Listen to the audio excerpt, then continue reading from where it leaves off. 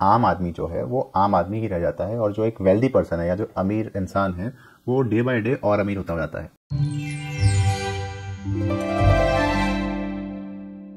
दोस्तों, क्या आपको पता है कि इंडिया में या अगर आप कंपेयर करें वर्ल्ड में, एक आम आदमी जो है वो आम आदमी ही रह जाता है और जो एक वेल्दी पर्सन है या जो अमीर इंसान है वो डे बाय डे और अमीर होता जाता है। तो इसमें क्या डिफरेंस है मैं आपको बताने वाला हूँ अपनी इस वीडियो में।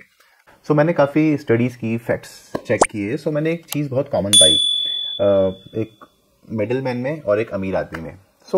अगर आप स्टार्टिंग से कंपेयर करते हैं दोनों के बीच, तो दोनों की सैलरी सेम थी। ओके, शुरू से कोई अमीर है उसका एग्जांपल हम नहीं लेंगे, हम एक सेम पॉइंट से दोनों का स्टार्ट करेंगे। दो लोग हैं, दोनों इस समय आम आदमी हैं और दोनों की सैलरी सेम है।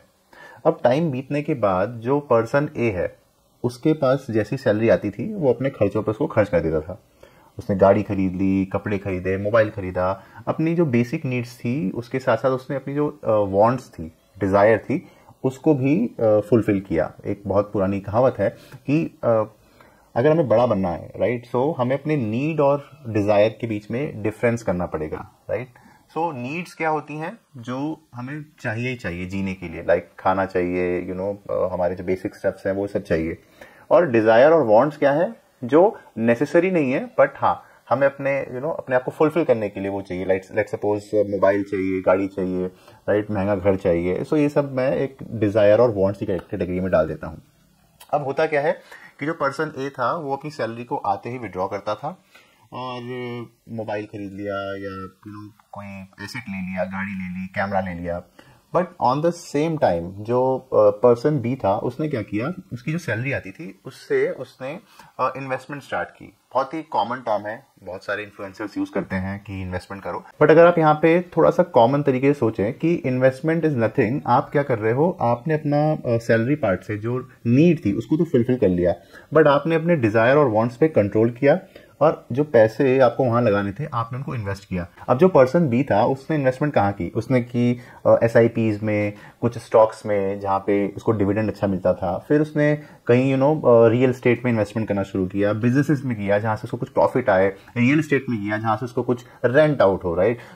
ये सारी चीजें जो उसको आ रही थी, लाइक डिविडेंड्स आ रहे थे, रेंट्स आ रहे थे, बिजनेसेस से कुछ प्रॉफिट आ रहे थे, उससे उसने अपनी डिजायर को फुलफिल किया।